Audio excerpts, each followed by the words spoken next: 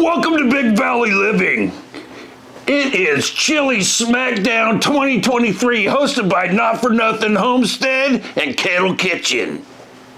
You know what? There's been a little bit of talk about down south with no beans, out in Kansas like beans. How about this one? We're gonna use green beans. Boom! Off we go. Can you dig it? So don't forget, check down there in the description for all of the awesome channels that are part of this collab. Let's go get some green bean chili. I've got my stove on medium to medium high to 5.5, more of a medium. And I am using 1 pound of lean ground beef, extra lean ground beef. Costs the same at the butcher that we go to. So this is just a little bit more affordable. I'm gonna break a little up with my fingers, and then I'm gonna get my little papered chef, mix and chop out. The tool I never knew I could live without. We're gonna let that brown for a couple of minutes, and then add our spices. The meat's about halfway done at this point. So I'm gonna go ahead and toast my spices like I did in the last video. I'm gonna put about 2.5 tablespoons of chili powder in there. I'm gonna reserve the other little bit for the sauce. I'm gonna put a little bit of cumin. This is probably about 1.5 tablespoons. So I had 2 total tablespoons of cumin and 3 tablespoons of chili powder. And then this is a tablespoon of garlic powder. This is one of those situations that I don't think we really require fresh garlic, and we never did back in the day when I was younger. This is gonna be a thinner chili than the last one that we did also. And you'll see why when we serve it, because you want this one to be a little bit juicier. Now all I'm doing here is waking these spices up. We're not going crazy. I didn't turn up the heat at all. Okay, and I can smell them kind of blooming now. So at this point, we're just gonna mix it in with the meat. And if it sticks a little too much to the bottom, throw just a little bit of filtered water. That might have been 2 tablespoons, kind of steams it up. And I turned it up just a hair to get that to boil. Or steam off, I should say, not really boil. The meat's about halfway finished, and I want to incorporate my onion flavor. So now we have a medium onion on a pretty decent small dice, not tiny, and it ended up being just shy of 2 cups. Right there.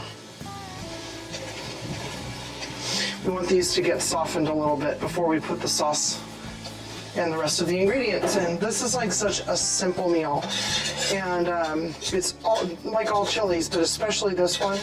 It is so much better the second day, and we're gonna do the real serving tomorrow. I'm gonna let it sit overnight in the fridge after we have a small bowl tonight. Got some leftovers to eat too. But this is really, really good the next day. So at this point, we're just gonna let that go for maybe 3 more minutes until the meat is cooked through. We'll stir it a couple more times, and then we'll be throwing in the rest of the ingredients. Easy peasy. My electric stove, after we added the spices and the onion, for about 3 or 4 minutes. It really comes together quickly. I want you to see what the onions look like when the meat's done. And then see how the onions are just a little bit translucent right there, okay? So at this point, I'm very, very confident that my meat is done. And as usual, it smells pretty darn good in this kitchen. Now, here's the fun part. I actually have a few more jars of tomato products in the house. So I'm hoping you can hear this. Get the right spot before I take it out. Okay, listen. Ooh, yeah. So I'm gonna go ahead and add an entire quart of tomato halves, and I'm gonna use the juice from it. It's siphoned a little bit, so it's not a full quart. This would be maybe 2 of the normal 14.5, 15-ounce cans of diced tomatoes or tomato halves, and see how quickly those break up. You can't safely, there's no safe canning recipe for diced tomatoes. So we just do halves and it works out just fine. Okay. Oh gosh, that looks really good. Okay. Then we're gonna do 3 of what you would have from the store. You know, you'd have those 15.5-ounce cans that you get like from Costco. No, that wasn't, it was kind of lackluster. But it was sealed. But it was sealed. It definitely was sealed. Just wasn't, that tomato was awesome. Well, maybe it's because it's a smaller can. Yeah, I don't know. I'm not sure if I want another jar. Oh yeah, we'll do another jar so we can get more beans in there. Okay, one more pint. Ah, nice. I check my lids, I do a little smell test, and just make sure that everything is on the up and up. Make sure you don't see any black mold or any craziness there on the lid. Of course, you can't taste or smell botulism, but there are signs on jars if you have an issue. Now we're going to take some green beans that we canned a couple of summers ago, near the end of the summer, and let's see if we can get that good sound again. Woo, that's pretty good. I drain the green beans. So here's one of those 15.5-ounce jars if you're doing it from the store, pint if you're using home canned. I throw a little garlic powder and salt in these beans and they're really good. Oh yeah, see? That's the sound you want to hear. I can't wait till our first 4-jar lids get here because I have a feeling that they're actually going to have better seals from what I've heard than the traditional American lids. They sort of ran into some sort of supply issue apparently and couldn't put enough of the sealant stuff on it. Okay, lucky. Now see, that's a little bit of a wetter chili, if you will. And this has got to be keto friendly right here because we're not using super starchy beans, you know, like your chili beans, black beans, and pinto beans. So this is for my keto friends. Now I'm going to put the remaining about 1/2 tablespoon of cumin in here and the remaining chili powder. I reserve the right to add a little bit more depending on my mood and what it smells like after it gets going. I'm turning my heat up to about 8.5. I'm going to watch that very closely while I do that. And we definitely want to throw in a little bit of freshly ground black pepper. This is like maybe a quarter teaspoon. And I've got some sea salt here. And because we don't can with a bunch of salt, this is going to be pretty bland if we don't add some salt to the actual sauce. Now this right here is about as thick as I want this to get. I'm going to tell you right now, I'm just going to go ahead and throw in about a cup of filtered water because, again, you want this one to be more like a soup. Now we're going to turn it to, well, we already turned it up to about 8.5. I'm going to watch it and stir it, and as soon as I get it to a gentle boil, I'm going to reduce the heat to a simmer. I am going to cover it, and it would be ready to eat in probably a half hour after putting the lid on. But again, we're going to have a small bowl tonight, and tomorrow we're going to do the full-on recipe for lunch.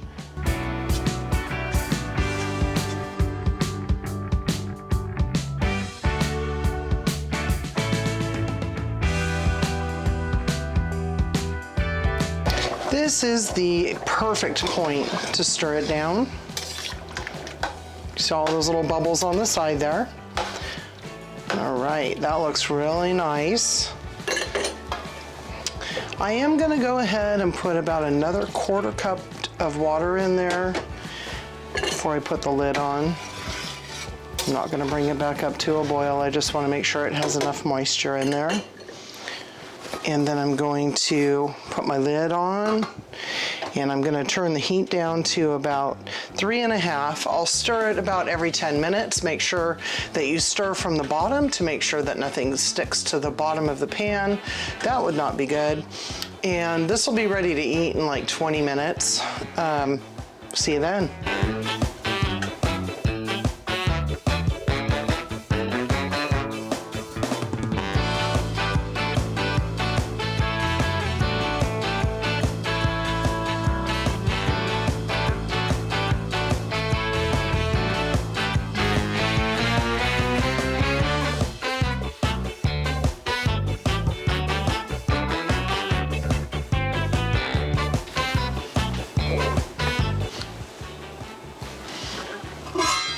Oh my goodness, this is what it should look like. And here it's been 2 hours that we left it going with the cover on. And see, it's very red, okay? This is more of a tomatoey, soupy kind of a chili. And for those who just don't really like super spicy stuff, I think this might be the ticket for you. We're going to each have a small bowl tonight and then let it cool down naturally on a cool burner. And then we'll put it into a bowl to refrigerate overnight. And again, you know, everybody knows who loves chili. Chili the next day is always amazing. So, good night. Guys, this is really a good meal, especially for people who don't really have a tolerance for a lot of spices. So we always keep a little bit of rice in the fridge, and I heated it up in the microwave, and now I'm just gonna do that for each of us tonight.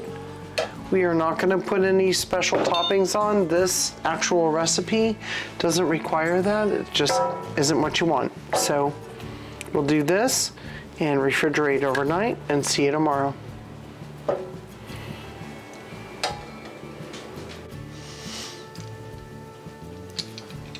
All right, we are going to peel. I'm peeling right into this little recycle bin that we have in the kitchen. We can't wait until we don't put it in the trash and we have our own compost pile again. There's a little bit of green there, so let's make sure we get all that off.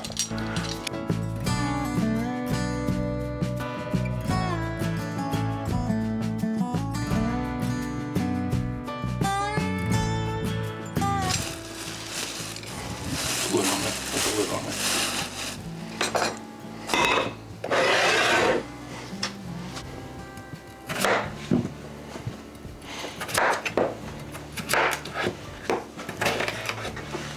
These are going to be put into a micro steamer, and I'm pretty much just going to try and get them cut into pieces that are going to cook at about the same rate in the microwave. We don't use the microwave a lot, but once in a while it comes in mighty handy. So I'm going to cut these up, put them off to the side. It's just 2 potatoes, 2 people. That's more than enough. It's probably more carbs than one of us needs. But I gotta show you this recipe, guys, because it is really good. And if you don't have blood sugar issues or you grow your own potatoes, they're probably a little better for you. I would encourage you to use this recipe. So now what I'm gonna do is put the potatoes into this micro steamer. We're gonna throw a little water in there. Nuke it. There, makes it easier. And see you when we're ready to mash. Let me show you how much water we put in. It doesn't need to cover the top, okay? So, oh, I'm gonna rinse that out. Anyway, it doesn't need to cover the top of these potatoes because you're steaming it, essentially. So I am actually going to rinse those off, and I want to show you something really cool about this. It has these little holes in it, okay? So if you're rinsing something out, and when we come back to drain it, when the water's hot, you've got it covered. I also think I'm going to throw just the tiniest bit of salt in here. So I'm putting in about a half a cup of water. And now I'm going to take some sea salt and just throw in maybe a half a teaspoon at the most. Off we go to the microwave. All right, guys, it's been about 8 minutes. I want to show you that there's still water in here. And they're fork tender, probably a little more so, but I'd rather have them overdone than crunchy potatoes. And then I'm going to drain this just like I did before. I'm not going to bother setting the camera up and moving it for something so simple. Okay.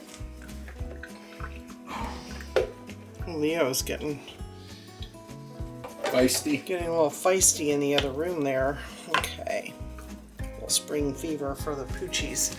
Now, we like creamy potatoes, so I am actually going to just take about a tablespoon and a half of butter. This is salted. You don't have to use salted if you don't want to. A little bit of salt. Getting better at that. Trying not to be in your way. 10 or 15 pints of the old pepper grinder. Maybe a quarter to a half a teaspoon. I'm going to take some cream. Tablespoon or two. And we are going to mash it up. Okay, I have a mix and masher somewhere, but you know what? I can't find it, and it's not worth delaying dinner for using that tool. I'll overlay a picture of it for you. So I'm just going to use an old-fashioned potato masher we've had around for a little while. And the idea here is just that we're going to put that really nice green bean chili over the top, so a chunk or two is probably going to be a welcome addition, don't you think, JJ? Sure. They don't have to be super creamy for this. Okay. They smell perfect. So we're going to call that good. We're going to go ahead and plate up our dinner. Yum! Alrighty, so we reheated some of our green bean chili. Put some of the mashed potatoes in there. No need to really doctor those mashed potatoes up, and this is not like our normal chili because we usually put out cheese and onions and all kinds of fun toppings, but this is not really needing that. So I'm putting this over the top. If you did not want to have the potatoes, it would be a lot more keto friendly. This is a really nice meal. It'll be good the same night, just cook it longer. And the mashed potatoes, you can do any way you want. Even the bagged mashed potatoes, the flakes, that'd be fine too if you're in a hurry. Thanks, everybody. So isn't that awesome? Yes, I'm thinking so. Don't forget to go visit every one of these awesome channels in this collab. Thank you so much, Tony and Ginger. Not for Nothing Homestead Ghetto Kitchen. Boom! Be there. Can you dig it?